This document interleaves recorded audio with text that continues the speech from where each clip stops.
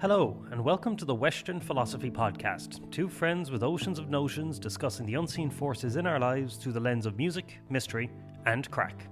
Today, we are joined by author, celebrant, and spiritual healer Bríd O'Donoghue to discuss the topic of sensitivity. You can't make somebody a level of sensitivity.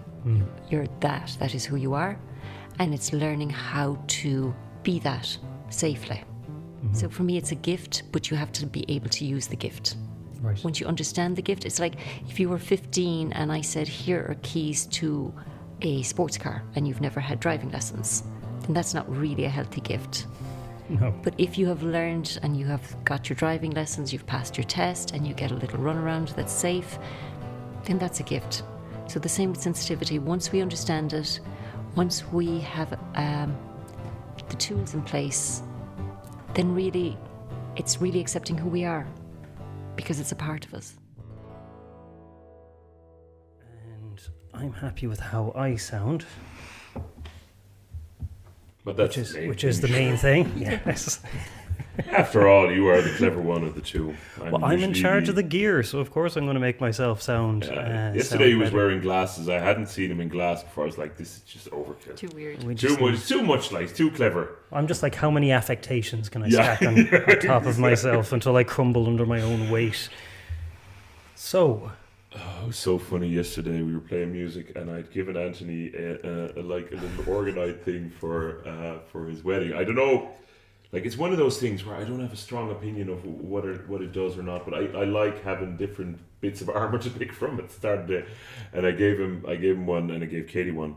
And he had it around his neck. I was like, "Oh, are you wearing it?" And then he put it in his pocket. He's like, "Yeah, I'm still not used to wearing something around my neck or something like that." And I just went into, "Oh, maybe I shouldn't have given it to you." it's okay. It's okay if you hate it. And you were you just, know? yeah, I did a really like stupid sort of apologetic thing, and we were just playing, and the sweat was pouring, like we were really going for it. There was 12 people, fiddles around us, and she said, "What do you want? Do you want me to embed it in my heart?" I was like, I'm wearing wearing it. it. you. Yeah, I was like, "Oh, great." But I'm like, I'm wearing it. Somebody's Literally, yelling at me. This is great. literally, what more do you want? Yeah. Okay, and then you're gonna go here. Right. We are getting here. It's not Thank normal. God you have the Mondays off. Oh, great. Yeah, generally. You're not on a tight schedule. Yeah, no, I'm not. So this evening I have a girls' evening, and Oh, that's lovely. I love that. You have a lovely group of women around you, I don't you? really do. There were a few were there at one of those workshops I did with you, and I thought, like, what wonderful people. Yeah, Yeah. really, yeah. So there's a little group that we've been going for a long time, and in the books, some of their stories will be in there. Yeah, Every now and again, somebody will mention being part of a group. So we're meeting tonight. We'll do sending out light to wherever it's needed. Usually we have petitions that we put that person symbolically in the centre of the circle and yeah. ask for healing for them. And then we have tea, cake, and angel cards. Angel cards, It's like brilliant. happy days. I thought you were going to say gossip, but celestial. It's just fab. Oh, that sounds really nice. I've really gotten into the angel cards a bit as well after you showed us how to use them. Did you do that class then, the pendulum and the how to read cards? Yeah, and what was the other one called, which is more about like your environment, more about your was it geopathic stress So, and energy- house clearing or There's something? energy clearing the home. that Yeah, one. I think I did that one, and then the one on the Probably done all pendulum. of them at this stage, yeah. Ah, sure, you have to. Usually he's the only man as well. Oh, sorry. Which is nice, isn't it? Ah, it's a We all lovely. fuss over him and pour his tea and bring him cake. Well, that is 100% What do you only do? slightly true. What are you doing here, pet? You must be lost. Come over. Yeah. Have a cup of tea. He doesn't know what he's at. Look at him. And then it's like, where's the man gone? It's not hard to know where he's gone because you can hear him and you can see the shadow.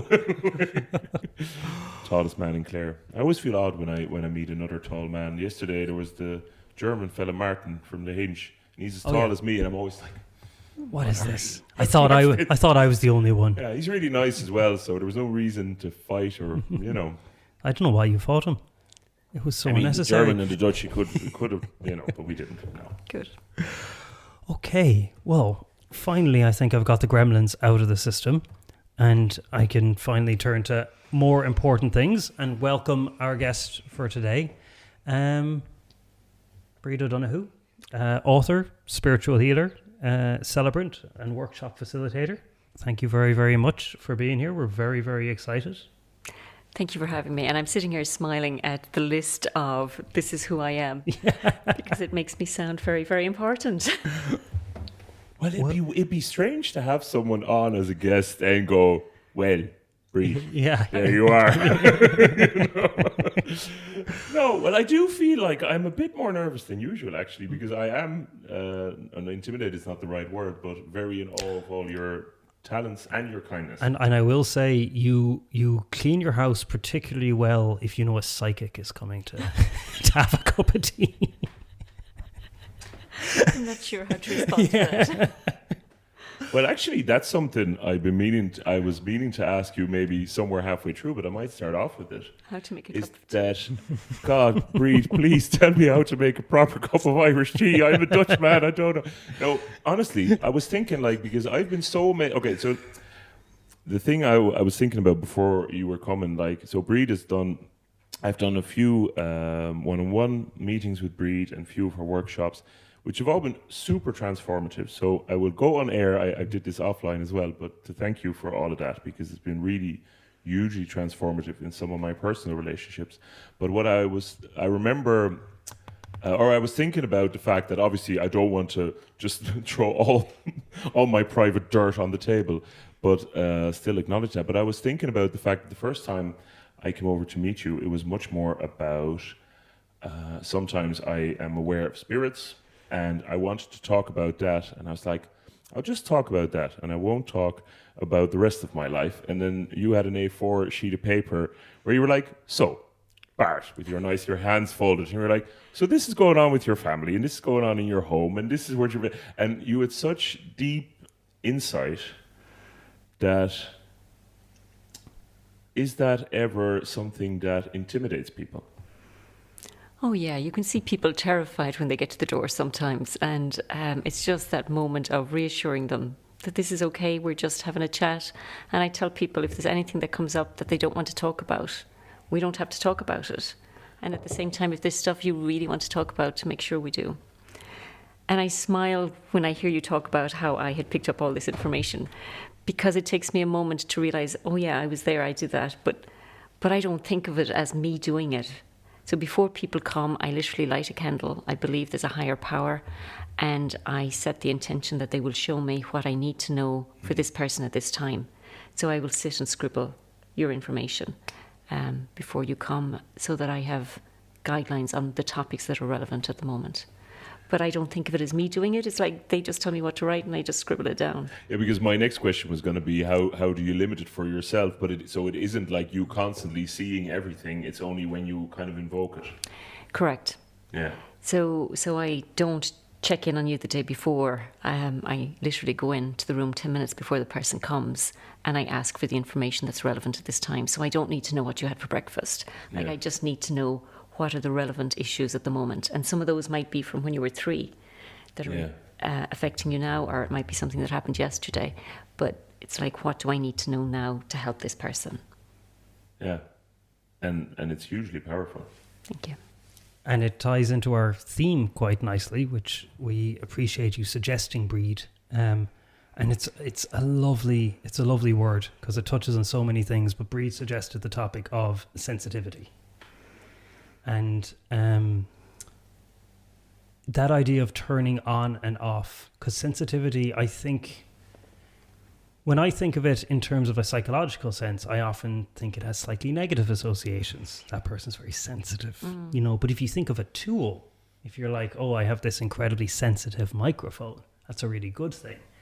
And I'm like, I think that's very interesting, that there is almost this idea that, at least today, people need to be more robust. You can't be wasting your time on these little things. You need to just get up and go to work. But then we have all these things we surround ourselves with that they need to be very sensitive. Our cameras and microphones and, all these other things need to be really sensitive, but we can't be. And it is that double-edged sword, I suppose, of sensitivity, where like you were asking Bríd, like, can you turn it off? So what's your relationship with your own sensitivity like, Bríd? Okay, so for me, sensitivity, I take it by the dictionary, not weak, pathetic. So literally the dictionary is someone who senses other people's needs, problems, feelings, and our pain, and shows compassion for what the other person is going through. So not bad press. You can't make somebody a level of sensitivity. You're that is who you are, and it's learning how to be that safely. So for me, it's a gift, but you have to be able to use the gift. Right. Once you understand the gift, it's like if you were 15 and I said, here are keys to a sports car, and you've never had driving lessons, then that's not really a healthy gift. No. But if you have learned and you have got your driving lessons, you've passed your test, and you get a little runaround that's safe, then that's a gift.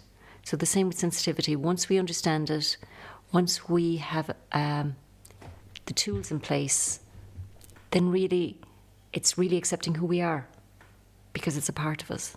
And would you consider yourself a sensitivity driving instructor, Bríd? Oh, I hadn't thought of that, but actually that's a nice way of thinking about it, because I really think once we have the tools and the understanding and the language, then it's something, it's a really gift. It's a huge gift that we can do phenomenal good with, but we need to understand it.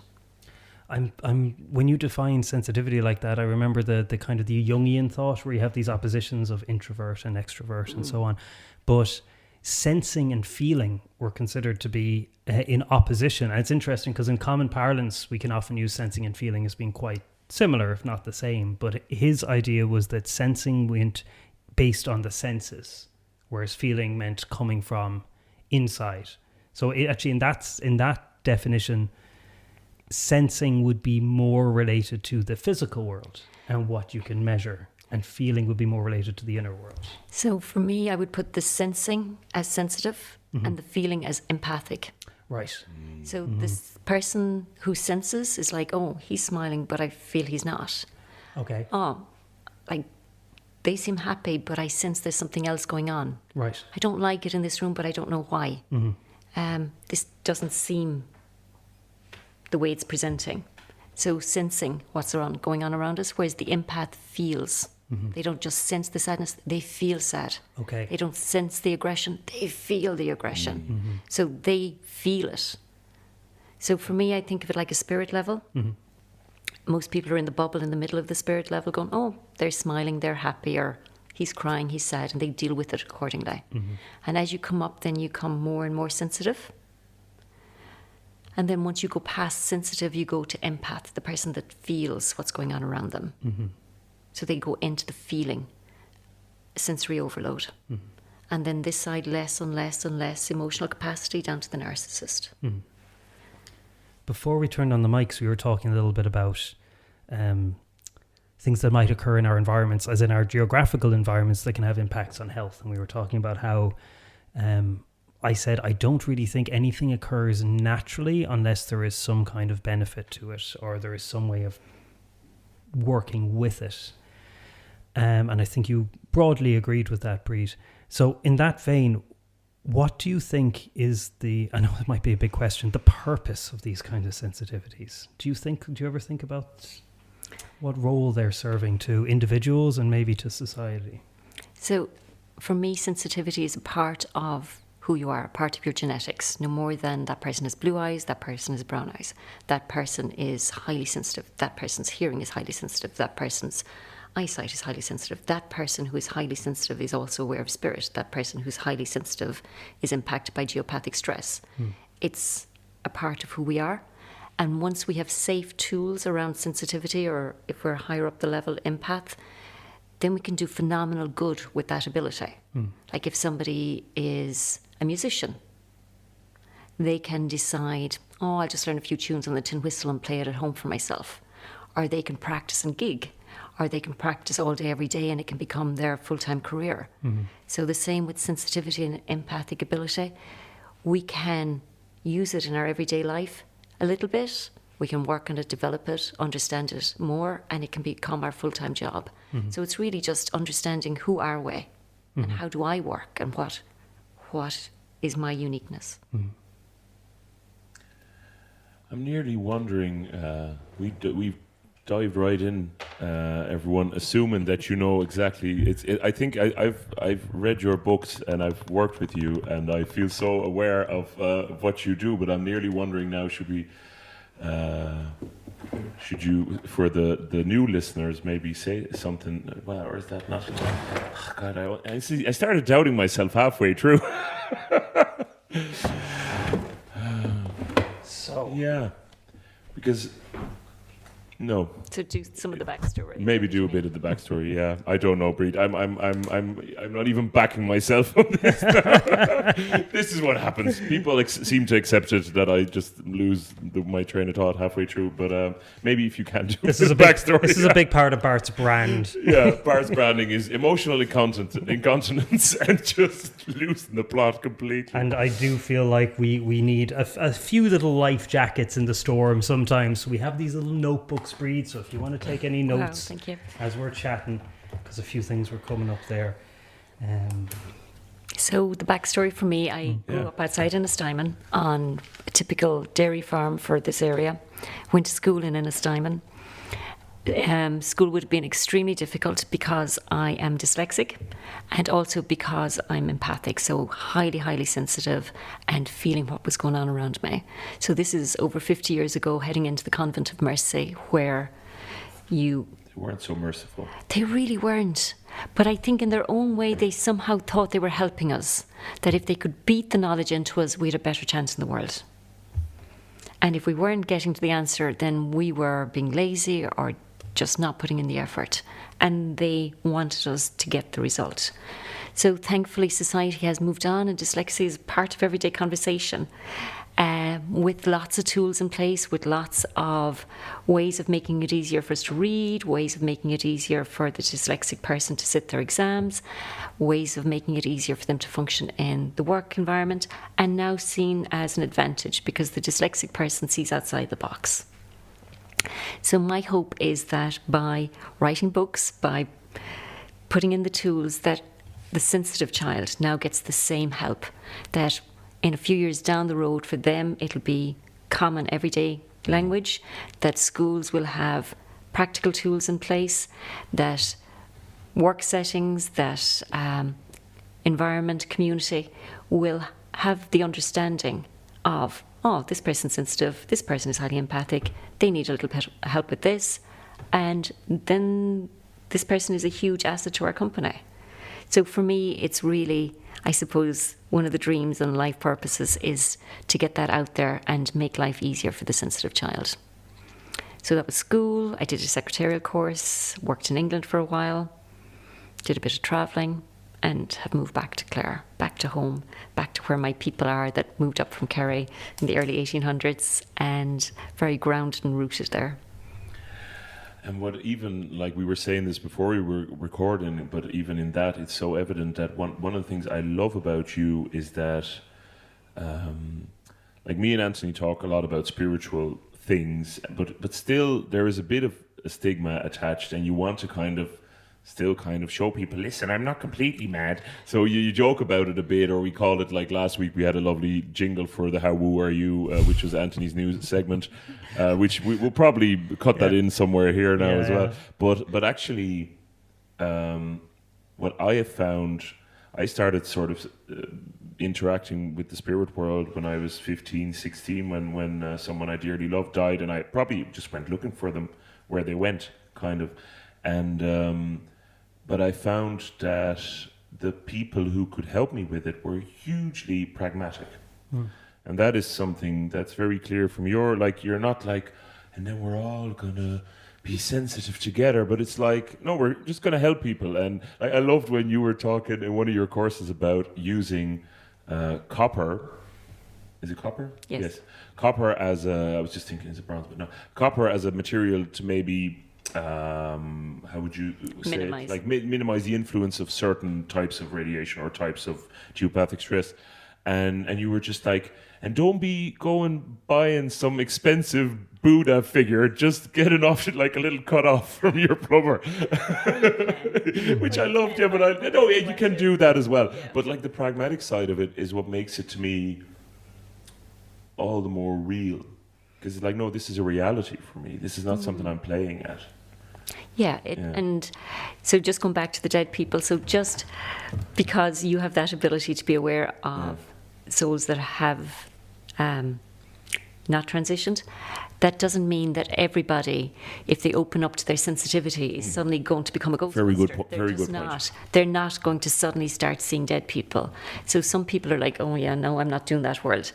Some people who are highly sensitive or empathic will never have that ability. And for some, that is their ability. For some, their smell will be more sensitive, or their touch will be more sensitive, or their ability to sense emotion, or their ability to sense the pain of other people. So everybody, even if everybody was at the exact same point on the spirit level of sensitivity, even within that, we all have different senses and different ways of developing our sensitivity. I think that's very good to point out, because I do think a lot of people are scared of it as well. Yeah. Like even my sister, who was 100% listening, hi Anna, was very sensitive and very much on a spiritual path. But whenever I spoke about that side of my being an empath, as you would call that, I suppose, she would always be like, "Oh God, how can I stay away from that?" You know, and then also found some very practical tools of doing that. Yeah. But I think it's very important to actually go, no, it can be all kinds of different things. And would you say that when you talk about empaths, that the emotional empathy is the more common? That seems to be, to the people who come to your workshops, that seems to be the one that everyone kind of shares. I think so. So clear empathy, you know how you have the clairvoyant that sees, clairaudient. Clear empathy is the one that feels. So I think definitely on the sensitivity level, the majority of us feel other people's feelings. But the trick is to know when it's ours or when it's not. And to do that, we have to know what's our own. And for a lot of highly sensitive people that spend their life going around, are you okay? Are you okay? What's going on over there? I have to fix the broken person. We don't know our own energy. And people have said to me, but if I take off all of their energy, I don't know who's left. So for a lot of us, the challenge is to actually know who we are, to know how we feel, and to know what's ours. And then it's much easier to realise, oh, that doesn't feel like me. Why would I be sad? Nothing sad has happened to me today. So, but we need to know the baseline. We need to know our own starting point, and then we can identify when we have empathically picked up on something that belongs to somebody else. And did moving back to Clare, was that a big part of your journey into stepping into this role? Yeah, absolutely. I think coming back home and being grounded at home has really helped me to be myself. And the more grounded I am, the easier it is to be open intuitively. And often people think it's the opposite. They think they have to sit and go all day or hug a tree all day to get that level of interaction with spirit guides. But for me, the more solid and grounded I am, the easier it is for me to receive information intuitively.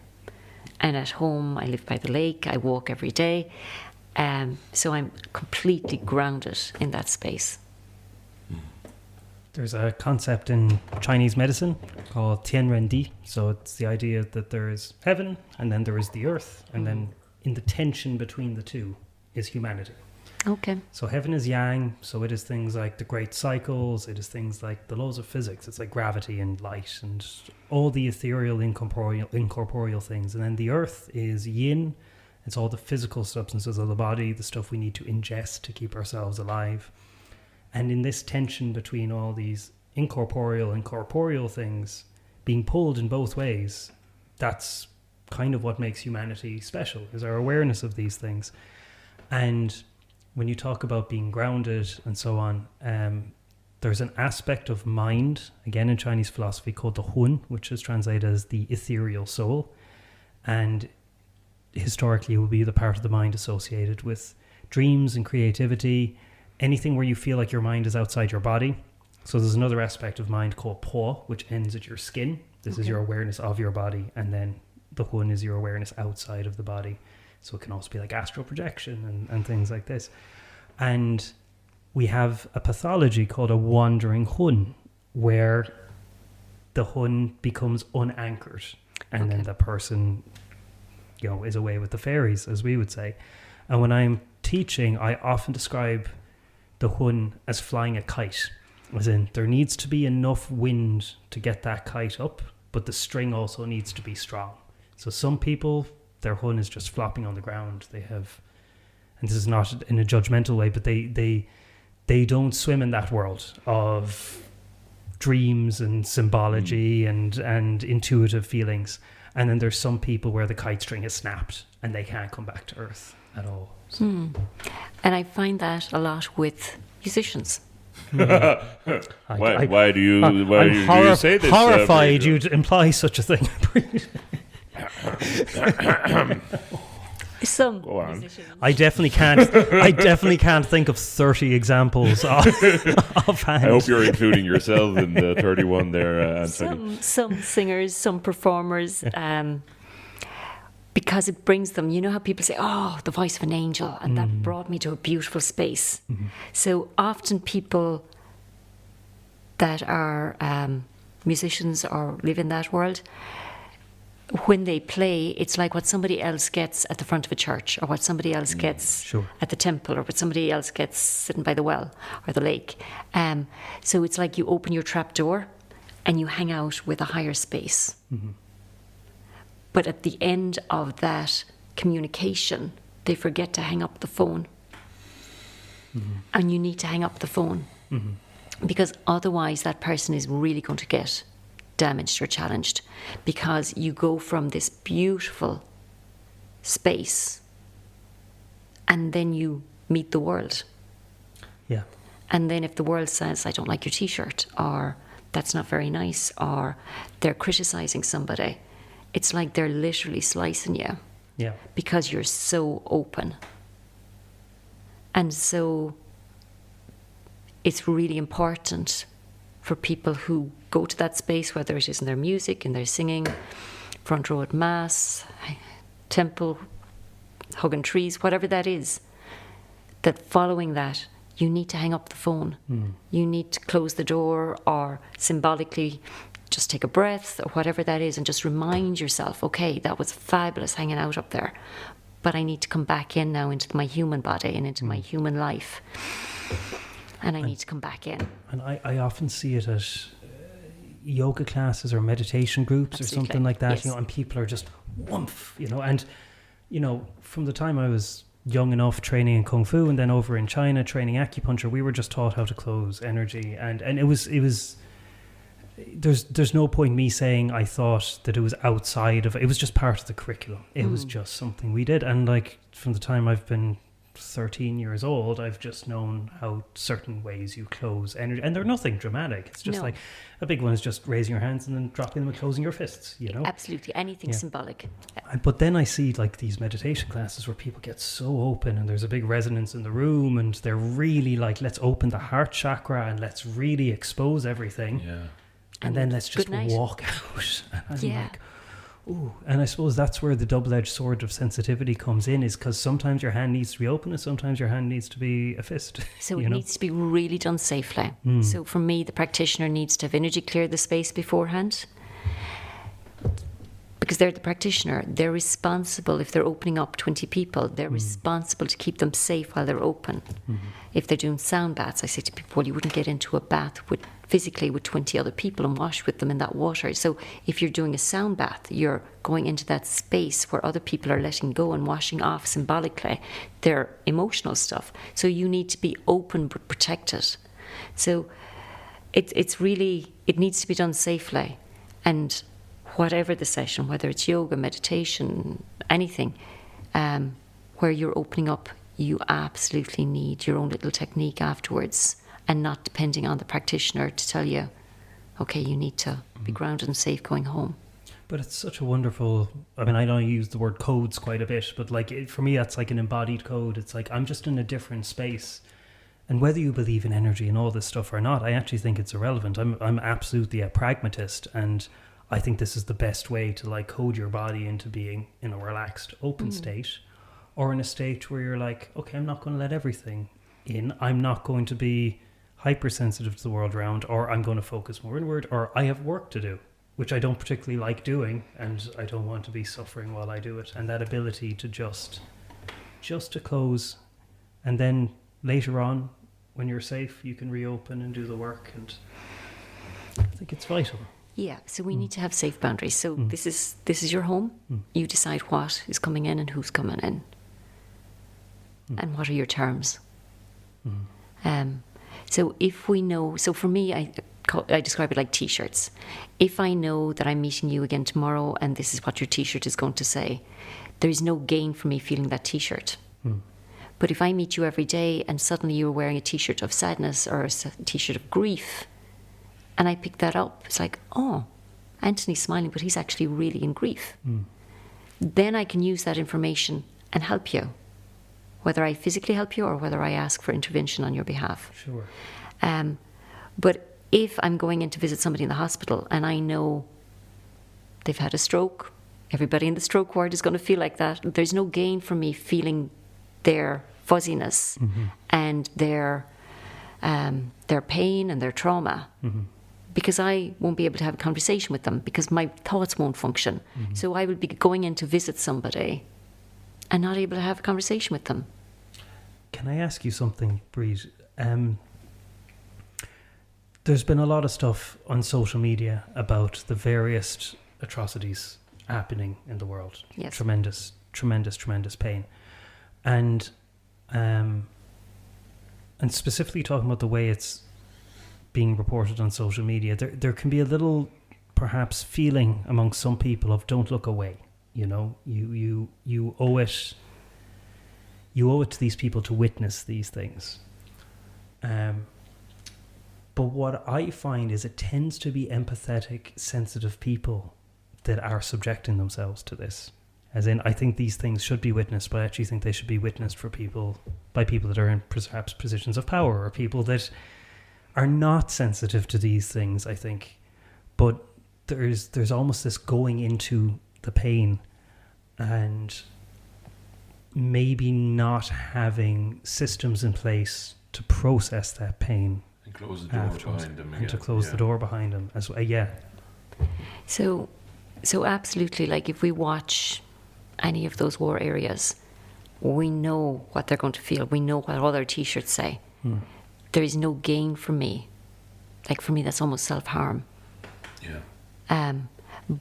And if I go into that, I can't help that person. So years ago, a man came to see me for treatment, and he had watched an advert years previously for Concern, and it was about the famine in Africa, in Ethiopia, and he was saying, I can still see and feel that baby's pain at night time. That baby's pain comes to me so many nights when I close my eyes and try to sleep.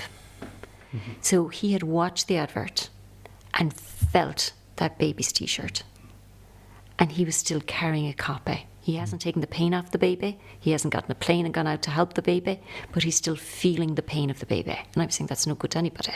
Yep. If you'd gotten a plane and gone out, great. If you'd given to charity, great. If you'd said a prayer for the baby, great. It's like that baby is either deceased, happy out in the light, or that baby has survived. But you, years later, feeling that baby's pain is having a negative impact on your life and the people that love you. And now they're worried about you. I love that line. That came up in the Psycho Code as well. It's not even just about you. Like if you're in this pain state, you're affecting the people who love you as well. So for me, it's selfish if we don't self-care. Yeah, I can feel this so strong. Well, obviously, no, but it's so meaningful what you're saying, because it's so helpful. I really found it through having children. You know, you're constantly. I will honestly say, tangenting myself again, that even reading The Mystery of the Sensitive Child, I nearly found it too much sometimes, because you're right on the ball, but part of me, which is obviously a part I need to work on, but it just goes, oh God, more things to think about, to do better, like nearly that I felt like a weight of responsibility from it. But that's my own journey, because it's very helpful and it's very practical. But what I found, like with children, you see so clearly that if I'm not minding myself, they suffer. So you just can't keep doing it like that. And I even love the fact that you're also acknowledging saying a prayer actually helps.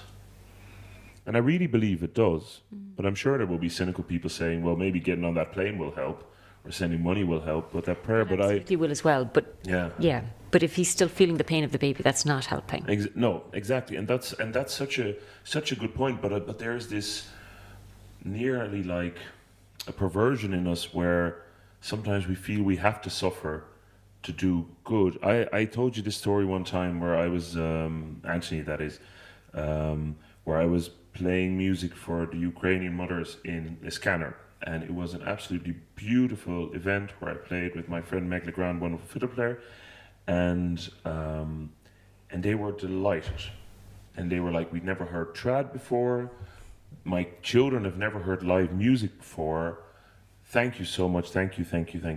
And it was a wonderful event, everyone was super happy, and afterwards I was like, surely this isn't right, where I've gone in and done what I love, and they all loved me for it and loved the music and had a lovely experience. But part of me was not like, well, if I haven't, how are they giving me all the flowers? You know, do you understand what I mean? That there's nearly... You didn't suffer enough to bring benefit into the situation. I should have suffered and made them feel better. And then I was like, surely that's madness. And I've heard you talk about this of like, actually, in our time on Earth, it'd be great if our cup is as full as possible before we return to the light. I feel that is true. But there's another part of me that's like, that's too good to be true, or something. Do you know what I mean? I think I've heard you say as well, like that some people think the gates of heaven will really open for them if they just suffer and their whole lifetime. They are, the thicker the carpet. The thicker the carpet, that's it. Yeah, that's a great analogy. But do you wonder, like... I do. So for me, you know, if the child picks their parent flowers and they come in with the clump of earth and the daisies and they have them broken or whatever, they're like, look what I got you. And the parent goes, oh, they're gorgeous, thank you. The person giving is the one that gets the full heart. Yeah. If the parent goes, what you go doing that for? You should have, been out playing with your friends. You're after wasting a whole hour. I didn't need the flowers. Off you go and play and catch up on all the time you've missed out on. It's like slapping the child. Yeah. Oh, it breaks my heart even if imagining it. Yeah. So these people are saying, they're gifting you with, thank you, that was fabulous. They're giving you that gift. Yeah. They're giving you the flowers. Yeah. So I suppose my feeling of guilt is that they're filling my cup. But by allowing them to fill your cup, they get to feel good. Yeah. Okay. Yeah, I don't think it's a zero-sum game. Like, I don't think somebody has to lose. I think there is a way that... I know you were talking about how some people think prayers aren't as useful as donations and so on. There's a big conversation to have there. But what I do really believe is that we all have our own... we all have our own strengths and weaknesses and particular idiosyncrasies and our own way to help the world. Yeah. Some of us might be here to change the lives of tens of millions of people. And some of us might be here to change the lives of 2 or 3. And I don't think one is necessarily bigger than the other. Like, I think if you're living authentically, that will just kind of take care of itself. But the trick is learning how to live authentically and compassionately.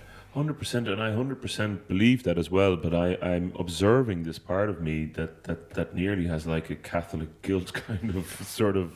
That's what brought you to Ireland.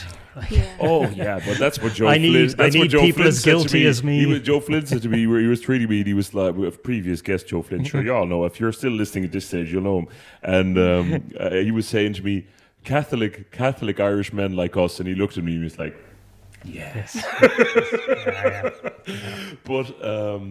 But even this morning, I was talking to a friend. I was talking about the fact that we were going to speak to you, you Bríd, and they know who you are, and they've worked with you as well. And I said, there was some really good advice that Bríd gave me that improved my relationship with my father. And then I talked a lot with during that time with a friend who had a similar relationship with a parent. And they now had a similar change and positive influence. And I was just like, I'm starting to see more and more and more how we actually all really help each other. Yeah. In time, and it isn't in grand gestures. It's like small things where we're honestly telling our story or being vulnerable. I mean, I think the way you help people, to me, it actually does seem like a very effective way of helping a lot of people. But even people just sharing a story like I did, It'll ripple. And go back to Anthony, how some people might just help 2 or 3, but those 2 or 3 will help on and help on and help on. Exactly. So that person, who knows how many they've actually helped in the end. So the person that has stood in front of 500 people and given this huge, mind-blowing speech, okay, you can see there's 500. Yeah. But the one that's doing it quietly in the background and helping 2 or 3, who are helping 2 or 3, who are helping 10 and 11, like, who's to say which person actually helped more? Absolutely.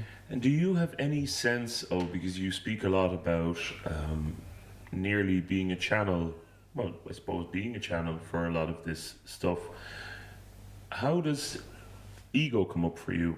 I'm wondering, because you don't seem like, looking at you, I would never think, there's Bríd with her massive ego, you know, but surely you are also minding the person that is Bríd. So that's probably a bit of a vague question. But do you know what I mean? Like, are there things where you come up against that? Oh, like even at the beginning when Anthony was introducing me and saying, you know, author and whatever, like I was beaten in school for not being able to spell. So I was the thick, stupid kid. And I'm like, oh, author, oh yeah, that is me. So it does take me a moment. But I do think, like when I read some of the stuff in the books, I go, wow, that's a great sentence. You know? Cheers. Yeah. Because there's no way I came up with it. Like some of the English is so well written. I'm like, wow.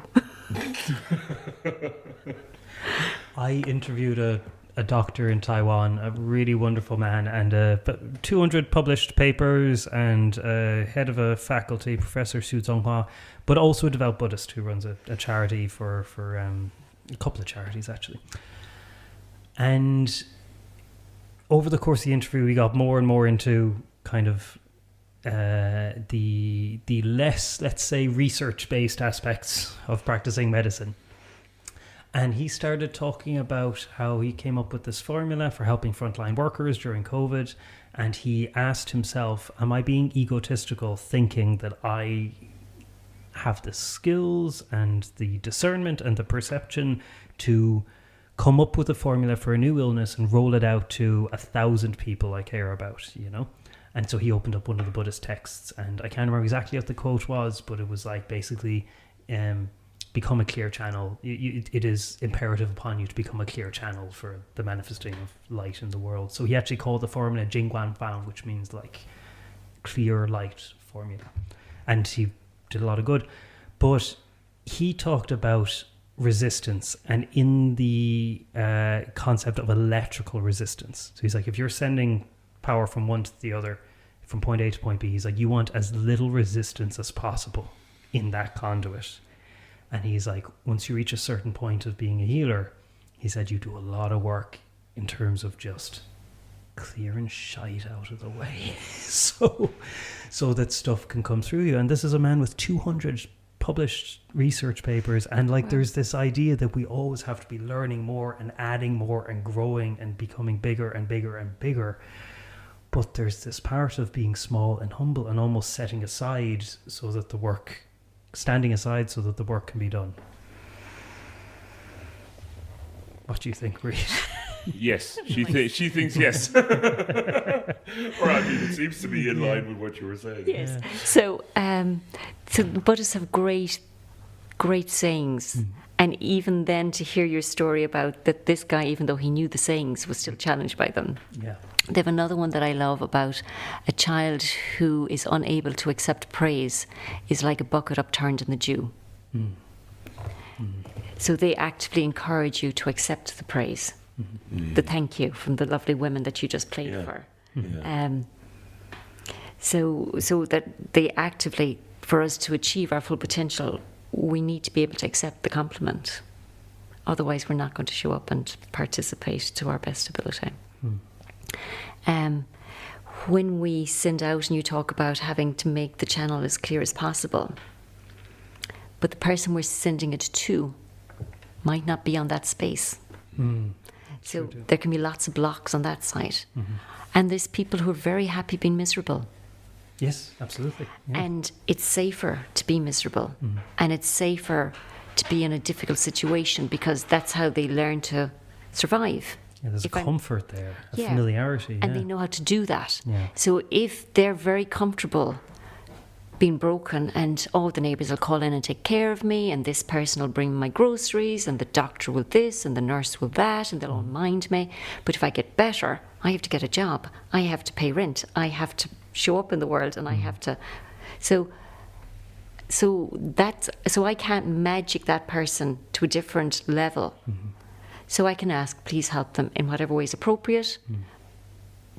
But that block will be there no matter how much work I'm doing on myself.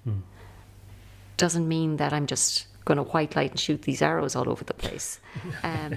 So the person receiving has to be at a place where they want to. Yeah. And presumably there's no judgment there. It's just No, like... absolutely. That's their level and that's where they're at. And Yeah. on that, they've started at a different starting point on that topic than I have. So they'll be further ahead on some things than me. But on that one thing, that's where they're safe and comfortable. And I often wonder, do they have a role to play as... Let's say they're locked into patterns of behaviour that are damaging to Everyone other on the people, planet. you know? Yeah. And they might be the villain of the play, you know? They might have a role to play as... Yeah, we talked about that last week. Yeah, Yeah, that as- sometimes people, maybe with great love, chose to be the bad guy for Yeah. a turn. And then, or maybe that their road is like they really have to hit rock bottom, and the learning for them is not coming back from halfway up the mountain, but for coming back from the depths of the valley as well. And like you can't give them a shortcut through that. No, and we all evolve at our own pace and speed, and I don't know if you believe in reincarnation, but we're all moving through at our own speed. I have a South African friend that we used to talk about this, that where I absolutely believe in reincarnation, that some souls evolve slower than others. So just because they've transitioned to the light doesn't mean they've suddenly got it and they're ready to go again. So some of us will have moved through faster than others. And some will still be in like junior infants trying to work out how to hold the biro and colour between the lines. Yeah. And more of us will have gone on to university. So some souls are coming through at a slower pace or at a slower level. And that's okay. That's the level they're at and that's the pace that they're moving at. So I can't magic them up into university like the 4-year-old can't go to college. So they have to come through at their own pace and at their own speed and learn it at a way that's appropriate for them. Yeah. There's a line I really like that the bodhisattvas, so the idea of people that have attained enlightenment and rather than going on to nirvana, they come back to earth to go around again to help people. But it's the bodhisattvas used to go to the battlefields the day after the battle and cover their bodies in the ash, or cover themselves in the ash of the burning bodies and pray for the souls there to be released, you know? Okay. And this idea of like going where the work needs to be done rather than necessarily having the easiest life, you know? Some people will start a retreat center and we'll have people coming from all over the world. Light workers is a phrase I heard last week, you know, people that are really engaged in consciously walking this path, and they will deal with them. And then some people might run an inner city methadone clinic, you know. You know, there's I personally believe you find the spectrum everywhere. Yeah. Like, you know, it spirals, but it's not just a straight line from lower to higher. You know, it's always within context. So for me, I have gone to the battlefields. I have met the souls on the battlefields. I've done Normandy and Sulva Bay and all those places. But I can't live there. Like, I'm not going to get my tent and move out and live in Sulva Bay. Like, I have to do it safely. I have to cut briars. I have to talk to the donkeys. I have to go to the well for my bucket of water. Meet clients, pay bills. And if I'm just hanging out in the battlefield all day, well, I'm not going to live very long, because how am I going to pay for my food and how am I going to function? So we can do the good deeds, but we also need to live the human life, interact with people and do the day-to-day practical stuff. And we need to be solid and well and healthy to do that. And it nearly, I was just thinking as you were speaking that it, in order to go, hey, I can go all up and out of my body and into some other realm, and then I have to come back down and I have to be grounded and human in a interesting way. Like you have to really acknowledge your own glory or something. There is something like there's something you said it to me about music, like, oh, Bart, you play music, especially when I was doing it on my own, play music, go up, and you're channeling something, it's lovely, people are connecting to it, and then you're straight on to having a pint with someone at the bar, and that's an issue. And it wasn't a terrible issue, but it wasn't like, and even coming home then you're not really landed yet. But in a way, to do that part, to do the grounding part, you also have to acknowledge that, I am actually channeling something, where I think part of the not doing the grounding part is because we're not accepting that we're doing the higher part as well. I think that's the lovely thing about what you're doing, is that it acknowledges both. Yeah, so we're the humans, you know, but we have the ability to open that door and go into that space. Yeah. And I think everybody has, but that doesn't mean we all choose to. And then the same as everything else, we just need to do it safely and have our little rules and be able to hang up afterwards. Did you have to learn that the hard way? So all of this, I'm self-taught. Yeah. But it's like common sense, like the way I have learned things, it just seems very practical and straightforward. And it's like, oh, well, you know, unless I'm grounded, I'm not going to be able to do this. And when I started off working as a therapist, the days that I wasn't self-caring, clients would literally cancel. So my diary would clear. So you were actually helped in that way? Absolutely. So, like, there would be no point them coming if I'm not well. Yeah. And then when I'm good and well and strong and grounded and minding myself, I'm very busy. Yeah. But it's good that you're helped that way as well, because there's another version of that story where they did show up and it was a mess, maybe. Yeah. Yeah. So it's we have to self-care. So I almost think sometimes as therapists we have it's like we're carrying 2 buckets of firewood or something like that. You know, there's one that we're constantly replenishing that we give to clients, and there's another one that's for our own house. And if we haven't replenished the first one, you start giving from yourself. Yeah. And what can be really scary for some practitioners is when, I'm sorry, I poured them and I didn't even deliver them. It's all guilt, Angela. It is. It's all guilt, and I'm sending out. But I think some practitioners that are giving 150, 180% of themselves and are depleting before your eyes can have very good results because they are giving so much. Like, their clients can be really happy, and their clients, particularly if they're the kind of person where nobody's ever sacrificed for them before, they can really connect with a practitioner, in my experience anyway, that is giving so much. But I think you're kind of doing everyone a disservice if you're working like that. Like it or not, you can only give sustainably. You know, we can all give 200% for brief bursts, and we have to do that sometimes. But you have to know how to replenish.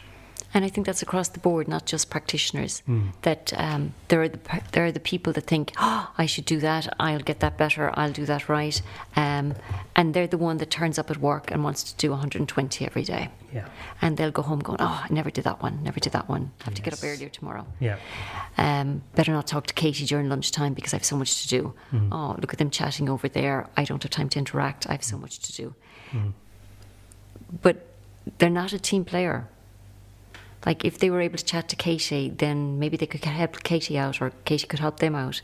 And the 120 isn't sustainable. They can do a short burst, but they're not going to keep turning up for work. They're going to burn out. Yeah. So if you're an employer and you need to employ somebody, and you want somebody that's steady and solid and is going to be there realistically years after you've put the money for training them in, you're not going to employ in a 120 because they're going to have burnt out and not be there for the long term. Yeah. But if you have a short project, yes, they're that's the person. 3 months long. Yeah. That's the person. Yeah. They're going to be in a hospital afterwards. But for the 3 months, I will get my project. Yeah. And they will deliver every day. But their family is going to get nothing. Yeah. There's going to be crumbs going home on a Friday night. Yeah. And their family life is going to struggle. But I get my project. One of my my doctor's acupuncture teacher, Dr. Feng Ning Han, he had this great phrase. He was like, we would do a very, very detailed diagnosis of the patient, and we would really get a really strong overview of everything that was going on with them and how it was affecting everything else and so on. And then when we treated, he was like, you only ever treat 60 to 65%. He's like, the body has an intelligence, right? You can't go in there going, I'm going to fix this and this and this, and I'm going to move this over here. And he's like, you tilt it over halfway, and then you step back and you let time do the rest. And it's also a lovely mindset where you don't feel like you have to scramble after every little thing. You're like, it's a bit like releasing a little bit of control as well, you know? You're like, I've done my bit, I have faith. It'll have a momentum outside of me as well. And it allows them to do some growth. Yes. Like, if it's like, okay, I'll book in with Anthony, he'll fix absolutely everything that's wrong with me, and I'll live happily ever after for the rest of my life. Like that. Anthony would be delighted with that setup, yeah. Yeah. Minding everyone. Yeah. So they have to be allowed. And I suppose for me, why come back to where we started the conversation, that before I sit with the client, I sit for 10 minutes and work out what are the topics that I need to discuss today. That doesn't mean this is every topic of everything that has gone wrong or is a challenge in your life. But it's like, this is the most relevant stuff that you're open to that we'll discuss today. And then the person has free will to work through the suggestions or not. But you've discussed it and suggested tools. And what I find as well is the recognition. I do think that is where you really cut through a lot of bullshit, is because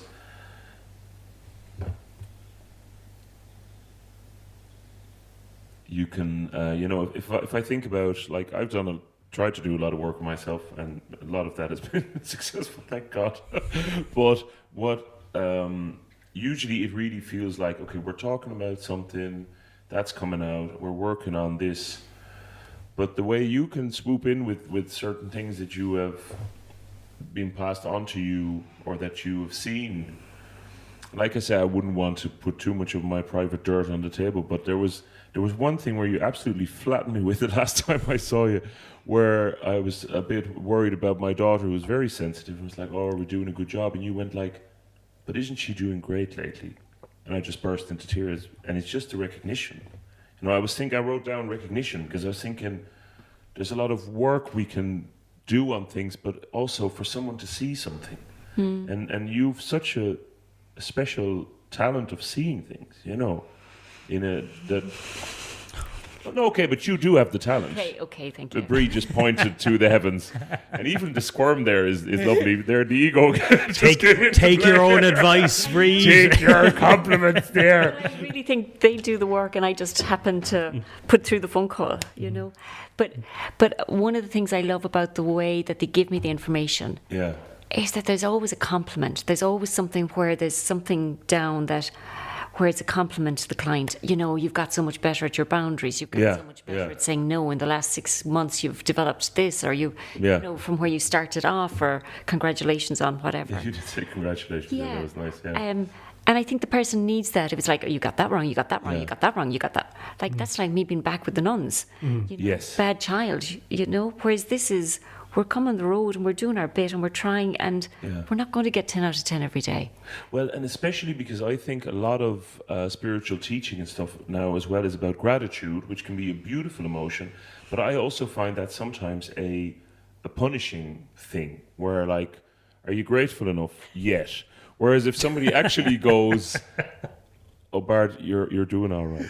You know, you need both, don't you? No, 100%. You need to do the work, and then you need to be. But if you're strict on yourself, then you're incorporating the gratitude into like a punishment mechanism. It's true, because it can go too far the other way. There's that great phrase, you know, the tyranny of the work.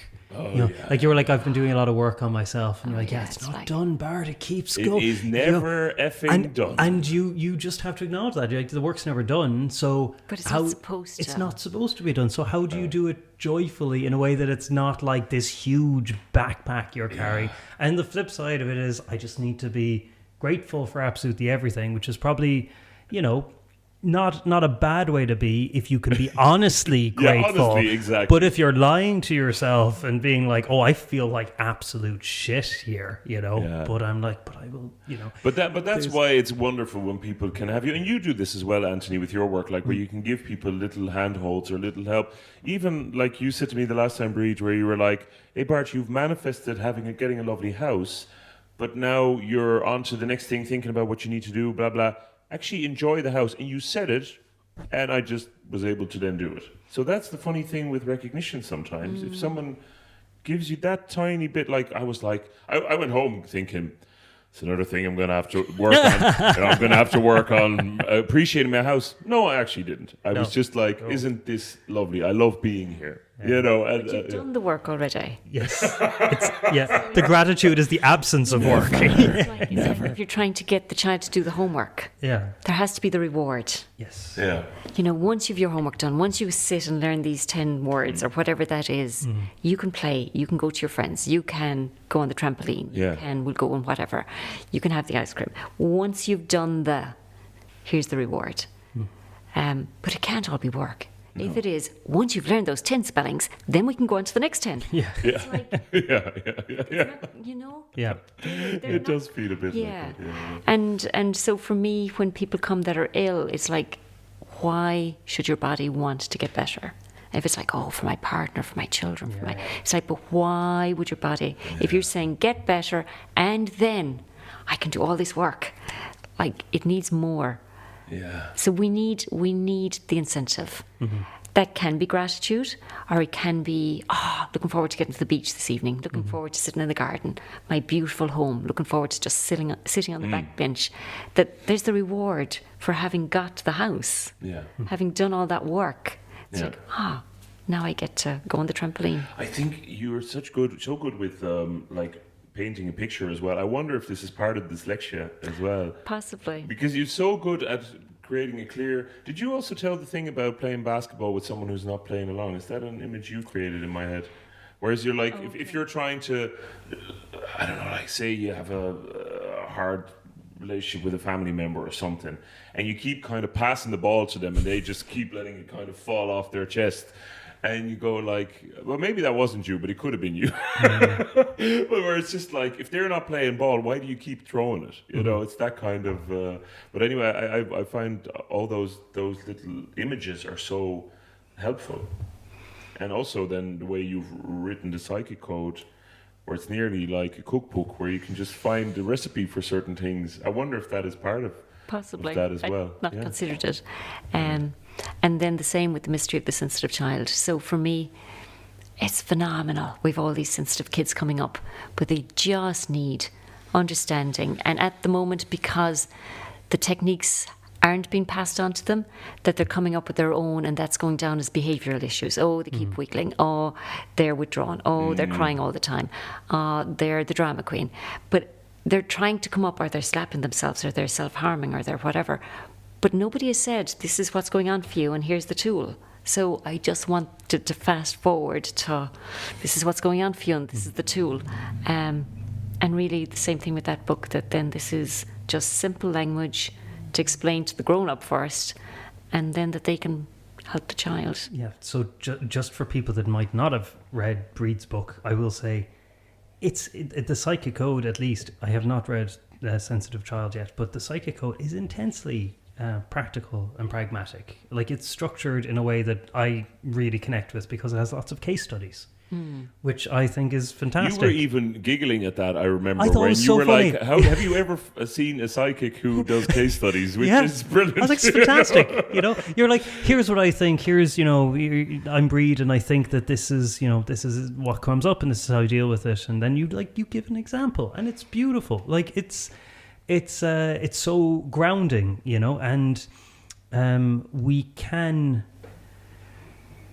can have all the theory in the world, but you want it to be actually practical. And we live in this strange world in modern culture where sensitive people, intuitive people, and so on have usually been highly prized by civilizations over the course of human history. And right now, in the developed Western world that we live in, are not really... It's not the most conducive environment, though, an awful lot of the time, you know?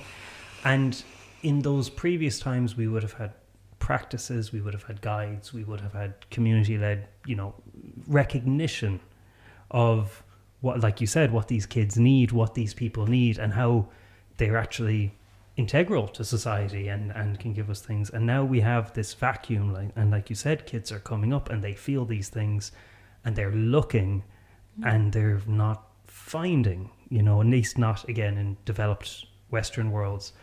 And what do you think? I know you've said your solution on a personal level, Bríd, is to write these wonderful books and to give people toolkits, but on a wider level, do you think we can we reconnect with these old practices we had? Can we come up with new ones? So I suppose we need to blend. Before, back in the day, before the Cromwellian invasion and all that kind of stuff, our Christianity encompassed nature. It encompassed the harvest. It encompassed the Halloween. It encompassed, you know, all the different elements. And we were Christian. But then once we came back under the church, they really came in with a hard fist. Yes. And these are the rules, black and white. And the other stuff wasn't allowed in. So we need to find a way to blend back. That it's okay to say I'm Catholic. It doesn't mean, you know, that I necessarily believe. So what I say is I'm Catholic by the Bible, not by the pulpit. Nice. But that we can find a way to still be spiritual. And we find the bits that work for each of us. And what works for me isn't going to work for Bart, isn't going to work for you. But we find the bits that feel right to us. And so with this, each child is going to have a different background. So it isn't going to be one fits all. And each one is going to be on a different level of sensitivity, and even the ones that are on similar levels are going to need different tools because their hearing is affected, so they'll need little sensory headphones, or their eyesight they're light sensitive, so they're going to need little special glasses, or this child is feeling the emotions of somebody else, so they're going to need extra observation from the teacher that if this child over here falls, this little one is also going to need some help. Okay. So it just needs to move. And the funny thing is, sorry to cut across here, but I know special needs assistants and people that work with small groups of children with special needs. Yes. In prolonged periods, you know, and when they talk about their groups, they talk about it like that. They get to know the needs of each child. So like, this is not pie in the skies. Like, this is anyone that spends time with a group of kids will start to identify their needs, and I suppose it's about... We all have special needs. We all have special needs, yeah. But we just give them to the ones that maybe are outside of what we're comfortable with enduring, or yeah, and it's just, you know, one thing I'm fascinated with is if you don't have a word for something, if you don't have a word for a condition, then it's very hard to find a treatment for it, right? Because you literally don't exist. But the child has it. The child has it, yes. So if we can observe the child, we'll find their tools. So for me, if we can find their individual tool and develop that to safe... so if a child is hitting themselves, contact, they're trying to come back in. Okay. Whereas if we're like, oh, okay, that child is contact, so if they have a weighted blanket, if they can belly crawl, if they can, you know, have solid touch without hurting themselves. So for me as the child, I used to stand like a stork. So I would put one foot on the ground and put the other leg against, you know, higher up. I was trying to push down. So for me, I'm contact, but I'm my feet. Okay. Somebody else will be contacting their fingertips. So that would be the child that likes playing with the loom bands or likes playing the tin whistle.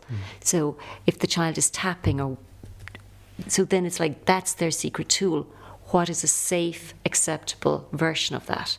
So some will be eye-to-hand coordination, eye-to-foot coordination. Some will be nature. Some will be water. Some will be contact. Some will be... So it's like working out, okay, what does this child do?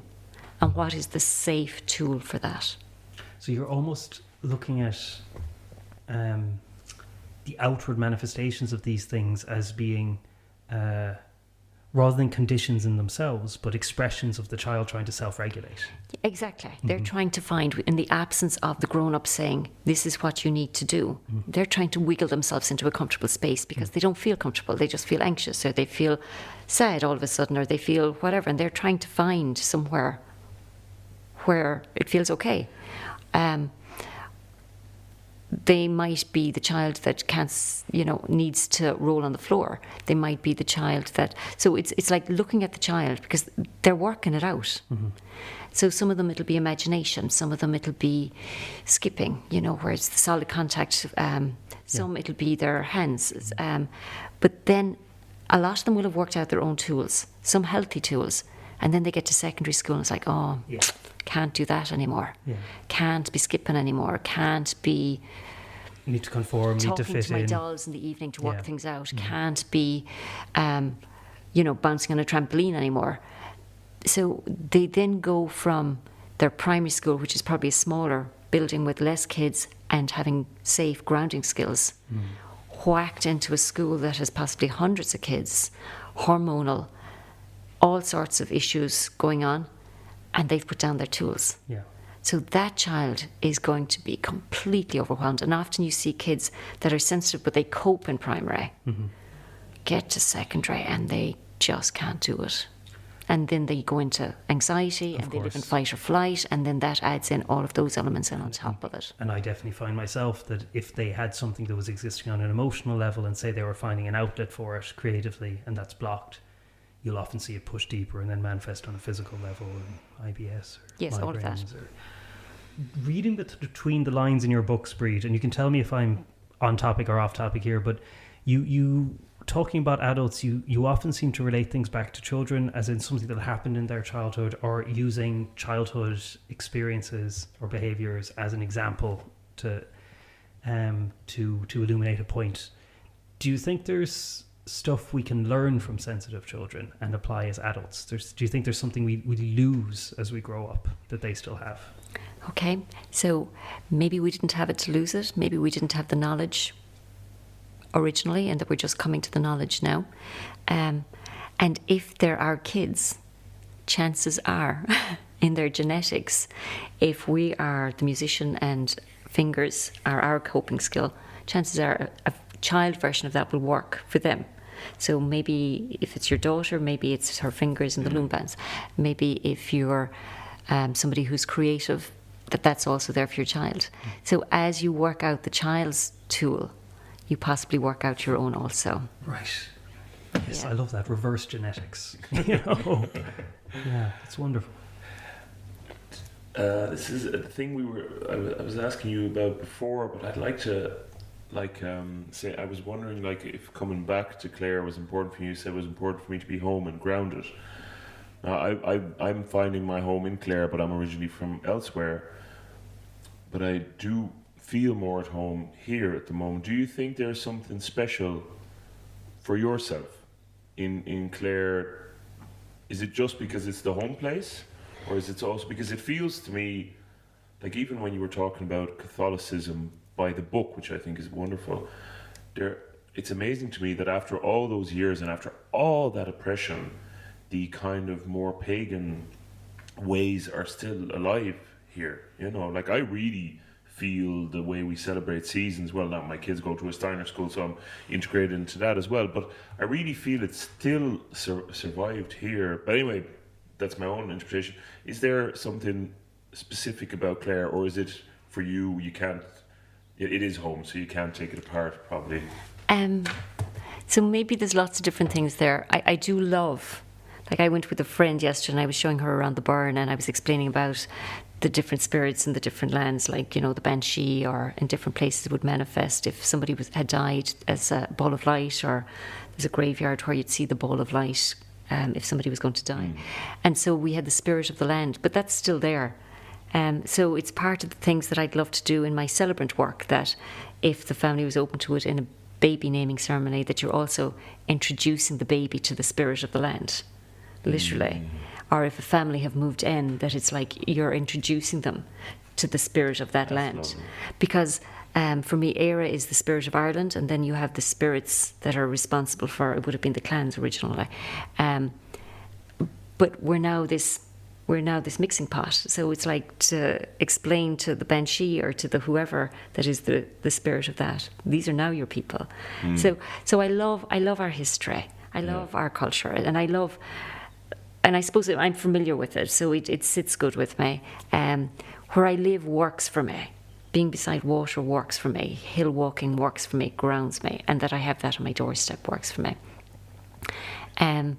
Being home also can be difficult because people that would have known me before I left would have been, oh, that was the one that, struggled in school, and she's the thick, stupid one, and, that they still have old labels, or that person's child, or that person's neighbour, or that person's whatever. Or, so sometimes that can be difficult. But it's finding a place that feels safe. But I think to do that, you have to have come to there yourself. Yeah. So maybe I have grown and brought in my boundaries, and now I'm able to say, this is home. Yeah. And for you have come to that place in your life where you're able to say, this is home. Yeah. Whereas if you went to a different country, because you have come to that place in yourself, that would be home. Yeah. That's beautiful. I love that idea of introducing yourself to the spirit of the land as well. Yeah, and to the custom and to we might the get elementals. Might get you in for that. Because I was even saying to you before, like walking around where I live now, in the Burren, I do feel like slowly it's getting to know me, and I'm getting to know it. But it's interesting. Whereas before I would have but I don't know, 10, 15 years ago, I would have just gone, oh, I'm getting to know this place. But now I'm like, no, this place is getting to know me, and it feels like it's slowly becoming more accepting of me as well. It's so funny because I hope I didn't tell this story before, but there can be a lot of like asking. I think you even say it in your book, Bríd, where you're like, people are always asking God for stuff and nobody ever thanks him, or people don't do it enough. Yes. But my wife Katie is doing a course on ritual practices, and somebody was talking about how they were trying to connect with a tree that they were going to cut down and be a Christmas tree. Did I tell this before? I'm not sure. Okay. No, I don't think so. So anyway, there was a tree growing near their house, and they were like, this is going to be the Christmas tree for my family. And they went, and every day for a week they sat with the tree and tried to connect with it, and meditate with it, and she was talking to the course facilitator, and she was like, and I really didn't feel like the tree was very responsive. And he was like, well, you have to bear in mind you were asking if you could kill it. That tree is under no obligation to make you feel better about your choices. Yeah. And there is that nice idea of like, we can't always be asking. Like there is a reciprocity in our relationship with the land where there is giving and receiving. And it's very layered, hey? Because I love actually that being thankful. Like I do that a lot. I was getting loads of apples from my apple tree, which are actually the best apples I've ever tasted. I'm sure I'm biased, but I love them. And I was saying, oh, thank you. But then I also have the fairy trees on the edge of the land, and I was kind of communicating, kind of checking out what's going on over there. And then after a while, I was like, actually, I think they'd be very happy if I just left them alone. So it isn't always like, oh, we need to, but you need to really be in touch with that feeling side of yourself where you go, oh, actually, I feel like, yeah, maybe that's the adequate response. Yeah. I own a tiny little bit of land behind the house, and there's a hawthorn tree. So I put my hand on the hawthorn tree and I said, what other tree should I plant here? And the answer I got was more like me. Okay. And I said this to my brother, and he said, well, of course it did. Yes. That's very telling, isn't it? So nature, the same as a human, is going to have its own viewpoint. Yes. Yeah.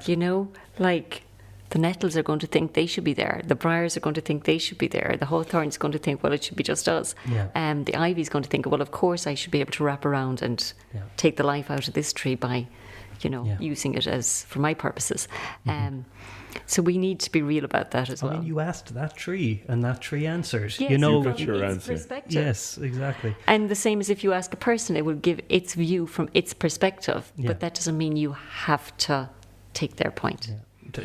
No, you always have, and that's another thing you always hammer home is like you always have agency, even if you're asking your pendulum which I do a fair bit now. You've really become a big part of my daily routine. But like, breakfast. Yeah. Sure. I'm starving now. The pendulum says no. And then, you love this, Bríd. The kids have seen me do it, and now they're like, is it time for me to watch telly? And they're swinging it around. It's well, Dad, it does say, but I said, well, Bríd says you don't have to do what it says. Yeah. But then again, with like things like the hawthorn, people were saying that the berries are very good. And I was always a bit like, I don't know if it wants me to take them. Well, just for anyone listening overseas, hawthorn would be the tree that's associated with the good people, the fairies. So you definitely need to be very conscientious around hawthorn trees. I just want to mention two things quickly that came up. One is a bit of a tangent, but Ronan O'Snuddy from Keela has a beautiful poem called "When Peace Broke Out in the Garden." It's gorgeous. It's amazing. We saw him perform it live in Doolin, and he ascribes personalities and drives and goals and conflicts to all the different plants in a garden, and does this big long story about how they went to war and how it was resolved. And it's wonderful. When peace broke out in the garden, it's absolutely brilliant. And the other thing is, I'm sure I've told this story before, but one of the teachers, Dr. Feng Ning Han, one of my acupuncture teachers, when I was in the hospital in China, in the ward, working there, or observing there, but a nurse fainted outside the door, and of course the other nurses run in, Dr. Feng, please come quickly, and they've rolled her over onto her side, and she's passed out, she's quite woozy, and he kind of rubs his hands, and he starts doing some qigong, some energy work on her, and he starts moving his hands slowly. He's he's very, very good at this, and he's like, are you okay? Come back now, it's all okay. He's like, do you have any health issues at the moment? She's like, yes, I'm pregnant. He's like, okay, that's fine. Have you had breakfast? She was like, no. And he immediately just stopped and said, eat a bar of chocolate, and walked away. That's proper boundaries for you. But I just love that the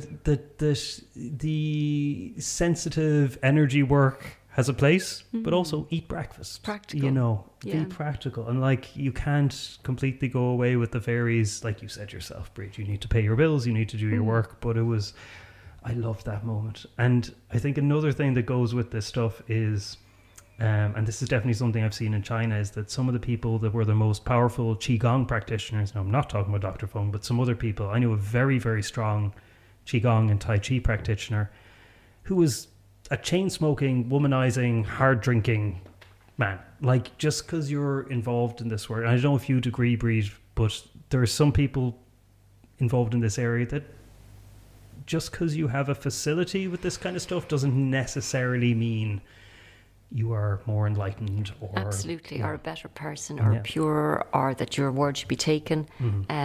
Like when I am with clients, the information I receive is from a higher space. But if you meet me down the street and ask me, should I do something? Like, that's Bríd answering you. Yeah. Yeah. So I'm not in that higher space the whole time. And most of the time, it's just Bríd saying, I don't know. Good luck with that. Yeah, good luck with that. Good luck with that. Yeah.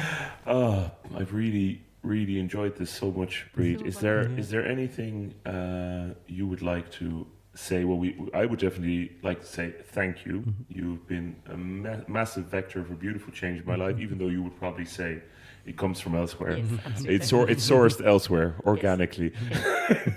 But and I would definitely also want to say, please read Bríd's lovely book, The Mystery of the Sensitive Child, The Psychic Code, and Memories and Missions. We haven't talked about that one a lot, but it's the first one in the trilogy. It is. And then my little website is thepsychiccode.ie, and on there people will get more information on the books. And just that I am moving more and more away from the one-to-ones in case people are like, oh, I want an appointment, and I'm moving more and more towards the celebrant work. Wonderful. Thanks so much for coming, Bríd. I absolutely enjoyed every minute, guys. This has been Weshtern Philosophy. Follow us on all the socials at Weshtern Philosophy Pod. If you want to support the podcast, you can join our Patreon to help the show grow, or make a one-off donation via the Ko-fi link in the episode description. We'll be back next week with more chats and another topic. Slán.